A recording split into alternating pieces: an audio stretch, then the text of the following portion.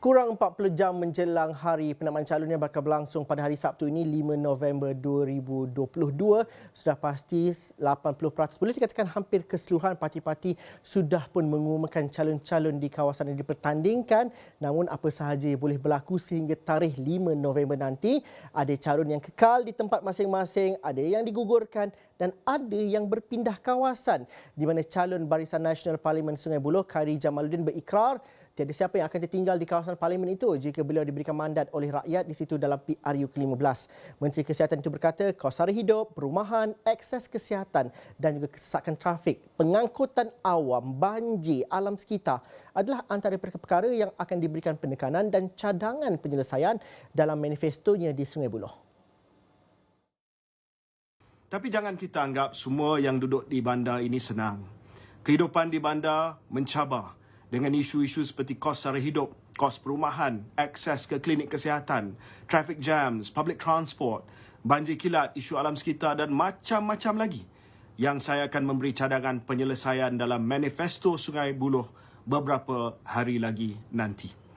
Jadi setelah saya jaga kawasan kampung selama 3 penggal, I'm ready for a new challenge. I want to come to the city to fight for you and to fight for the urban areas. Sungai Buloh adalah kawasan yang memerlukan tawaran baru untuk menyelesaikan isu-isu yang dihadapi oleh orang bandar. Bekas penyandang kerusi Parlimen Rembau itu turut berikrar akan membawa penambahbaikan besar kepada Hospital Sungai Buloh. Khairi berkata beliau melihat trend semakin ramai rakyat Malaysia dari kawasan kampung seperti Rembau yang berhijrah ke kawasan bandar dan jelasnya Malaysia sudah mencapai 77% kadar urbanisasi. Saya tahu di kebanyakan kawasan bandar, Barisan Nasional tidak menjadi pilihan pengundi. Tapi jika BN mahu berubah ke arah yang lebih baik, kita mesti berani untuk menawarkan khidmat kita di kawasan bandar. We cannot just be representatives of rural Malaysia. We need to represent all of Malaysia and be brave enough to offer our services in the cities. Justru itu, Khairi menyatakan kesediaan untuk menyahut cabaran baru di kawasan Sungai Buloh dalam PRU 15 Kelab. Parti Ikatan Demokratik Malaysia Muda menampilkan calon terakhirnya Muttalib Osman sebagai calon kerusi Parlimen Masjid Tanah pada PRU ke-15 ini. Pengumuman calon Masjid Tanah adalah calon akhir muda yang melengkapkan 6 calon dari parti itu yang akan bertanding di parlimen-parlimen di Pulau Pinang, Selangor, Melaka dan merangkap pengarah pilihan raya muda Amira Aisyah Abdul Aziz berkata semua kerusi muda ini adalah hasil rundingan dan kerjasama bersama dengan Pakatan Harapan PH. Katanya muda juga akan bertempur melawan calon-calon kebanyakannya berstatus menteri di 5 dari 6 kawasan parlimen. Calon dengan rekod berkhidmat dengan cemerlang. Profesional dalam bidang masing-masing termasuklah kejuruteraan, mantan ahli parlimen, petani moden, ikon bidang pembukuan, peguam hak asasi manusia dan juga aktivis pendidikan kanak-kanak. Semalam, Muda memperkenalkan calon Parlimen MUA iaitu presidennya yang juga bekas Menteri Belia Nasukan Syed Saddiq Syed Abdul Rahman. Sebelum itu, Muda telah mengumumkan 3 calon yang akan bertanding di kubu kuat BN iaitu di Kepala Batas, Tanjung Karang dan juga di Tanjung Piai Johor.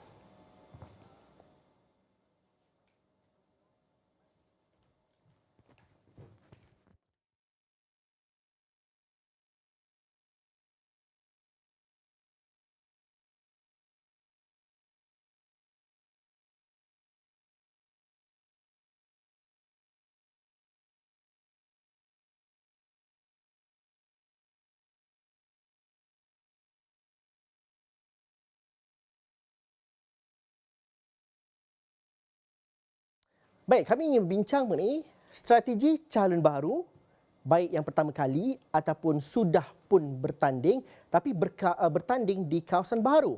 Saya ingin bersama dengan Profesor Madya Dr. Ahmad Martada Muhammad merupakan penganalisis politik dari Universiti Utara Malaysia. Assalamualaikum Prof, apa khabar?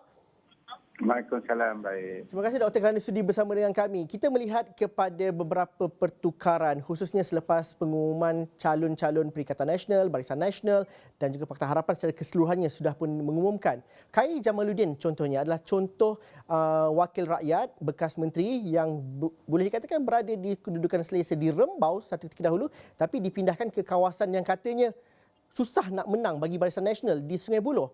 Tetapi sebagai calon baru di kawasan baru, bagaimana kita melihat bahawa strategi komunikasi, memiliki manifesto sendiri, meletakkan isu dan juga cadangan penyelesaian kepada pengundi, itu adalah strategi yang paling baik untuk calon-calon baru di kawasan baru. Analisis Prof bagaimana? Yang pertama saya lihat memanglah kalau kita mendengar komen daripada Khairi tadi bahawa apabila beliau diletakkan di kawasan bandar terutamanya yang kita tahu kecenderungan pengundi ialah di kalangan pengundi-pengundi lebih memilih kepada PH, jadi sudah tentu dia memberikan satu cabaran besar kepada Khairi terutamanya untuk memenangi hati pengundi-pengundi. Jadi bagi saya itu adalah satu cabaran yang besar terutama dengan mengalihkan seseorang calon di kawasan luar bandar yang mana kita tahu kecenderungan pengundi adalah memilih Barisan Nasional. Namun apabila perpindahan itu dilakukan di kawasan bandar ataupun separuh bandar di mana kebanyakan pengundi-pengundi akan memilih Pakatan Harapan, maka sudah tentulah ia akan memberikan cabaran kepada mana-mana calon sekalipun.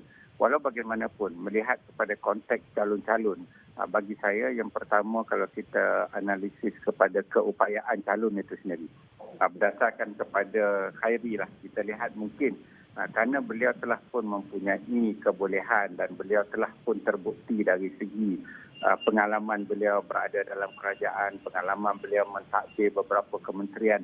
Jadi ini akan pasti memberikan kelebihan kepada beliau kerana nama beliau itu telah pun sinonim dengan kebolehan beliau. Namun mungkin calon-calon yang tidak ada pengalaman, tidak ada kebolehan, tidak ada nama, pastilah ia menyusulkan untuk calon tersebut berusaha untuk mendapatkan sokongan daripada pengundi-pengundi. Itu yang pertama. Yang kedua, walaupun mungkin beliau telah ada nama dan mungkin nama beliau juga boleh dikaitkan dengan prestasi beliau, walau bagaimanapun beliau pastilah juga membawa isu-isu yang boleh menyelesaikan apa juga masalah-masalah yang dihadapi oleh pengundi di kawasan tersebut. Seperti mana juga yang kita lihat kalau kawasan di urban area, sudah tentulah isu-isu yang berkaitan dengan urban itu perlu dibawa dan perlu dijadikan sebagai satu manifesto. Kerana pengundi di kawasan tersebut pasti mengharapkan satu bentuk penyelesaian yang lebih konkret jika sekiranya mereka memilih calon tersebut. Jadi bagi saya dalam konteks ini nama sahaja tidak cukup.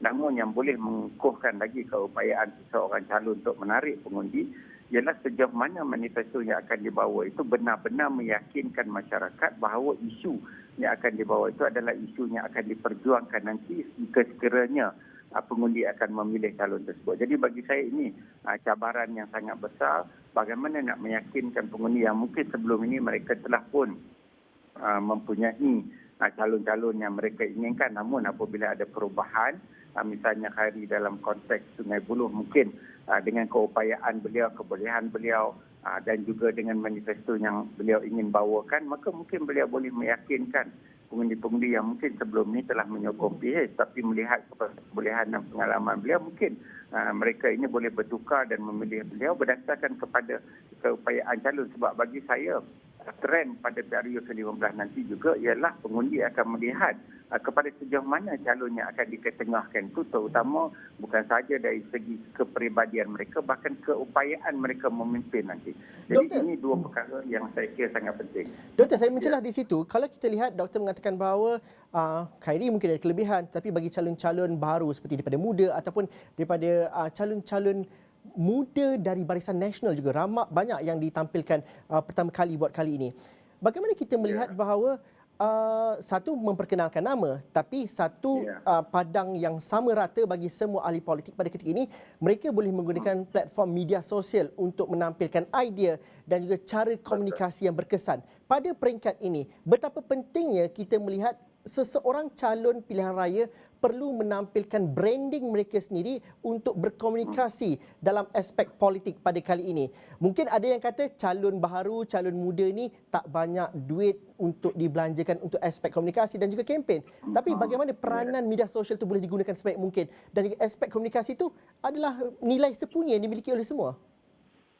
Ya, bagi saya inilah satu cabaran yang perlu dihadapi oleh calon baharu. Kerana mungkin calon baharu yang tidak ada nama, mereka ini agak sukar mereka mempunyai kelebihan iaitu mereka tidak ada apa-apa yang boleh dikaitkan dengan mereka. Jadi ini satu perkara yang sangat menarik kerana mungkin pengundi mereka memang mahukan seorang calon yang baru yang tidak mempunyai apa-apa isu di belakang calon tersebut. Jadi ini satu kelebihan yang pertama. Yang kedua, sudah tentulah penggunaan sosial media ini adalah satu platform yang sangat penting untuk calon-calon yang belum dikenali ini untuk mengemukakan pandangan dan juga manifesto mereka. Jadi sudah tentulah jika sekiranya mereka pandai menggunakan medium komunikasi, kalau kita lihat ada pelbagai konteks, kalau mereka ingin cuba mendekati pengundi-pengundi muda, sudah tentulah pendekatan sosial media itu sangat utama.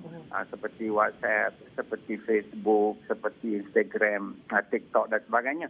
Tetapi untuk mendekati pengundi mungkin dalam saluran 3, saluran 4, maka mereka perlu juga mencari apakah kaedah-kaedah lain yang boleh mereka gunakan untuk membawa diri mereka. Kerana sekarang ini yang lebih utama ialah political marketing itu. Bagaimana mereka nak memasarkan diri mereka sebagai calon yang terbaik untuk dipilih di kawasan tersebut. Kerana mereka tidak ada apa-apa kalau kita katakan nama untuk mereka menjadikan diri mereka itu sebagai calon favourite seperti yang disebut oleh Zul tadi, branding itu. Jadi bagaimana nak membentuk brand mereka sendiri supaya apabila pengundi melihat mereka, pengundi akan boleh mengasosiasikan mereka dengan brand tersebut. Jadi sudah tentulah bagi individu yang bukan yang mempunyai pengalaman ataupun mempunyai kebolehan seperti KJ, maka mereka agak sukar. Tetapi dengan membrandkan diri mereka dengan berdasarkan kepada apa-apa isu yang mereka bawa, sudah tentulah mereka akan berupaya untuk menarik sokongan pengundi-pengundi. Jadi keupayaan itulah dan meletakkan diri mereka sebagai calon favourite itulah yang akan menjadi cabaran utama, dan bagaimana mereka boleh memastikan bahawa apa juga saluran komunikasi yang mereka gunakan itu boleh menarik pengundi-pengundi berdasarkan kepada apa yang mereka ingin perjuangkan, maka bagi saya mereka akan mempunyai kelebihan ketika pilihan raya nanti. Prof, dalam masa kurang 1 minit, saya ingin merujuk kepada data yang diperolehi oleh Ilham Center di mana isu yang berkaitan dan apakah isu-isu yang menjadi keutamaan mereka untuk buat keputusan pada pilihan raya nanti, di mana 79% kata mereka mahu ekonomi dipulihkan dan ditingkatkan kembali dan basmi kemiskinan dan menangani kos sara hidup rakyat. Itu lebih tinggi berbanding dengan perkara-perkara lain seperti budaya rasuah, manifesto 7% saja, rapatkan jurang antara kaum dan juga takbir urus kerajaan. Tapi bagaimana ahli politik meraih peluang untuk berartikulasi cerita mengenai hal-hal ekonomi ini dalam tempoh mereka berkempen dan juga untuk mereka jadikan sebagai satu perjuangan dan juga pemasaran politik pada ketika ini? Ya, bagi saya sudah tentulah apa juga janji yang ingin dikemukakan, mestilah janji tersebut bersifat realistik. Jadi ini sudah pastilah akan menjadi antara faktor penting kepada pengundi kerana pengundi pada hari ini sudah berilmu, sudah berpengetahuan, mereka tahu apakah perkara-perkara yang ingin disarankan ataupun diperjuangkan oleh calon itu, ada apakah ianya hanya berbentuk retorik semata-mata ataupun sesuatu yang boleh dilaksanakan apabila mereka menang nanti. Jadi bagi saya ini yang sangat penting, iaitu bagaimana mereka cuba untuk mengartikulasikan dengan membawa naratif-naratif yang boleh terus dilaksanakan apabila berakhirnya pilihan raya nanti. Jadi bagi saya ini akan menjadi antara faktor terpenting bagi pengundi-pengundi dalam membuat pemilihan nanti.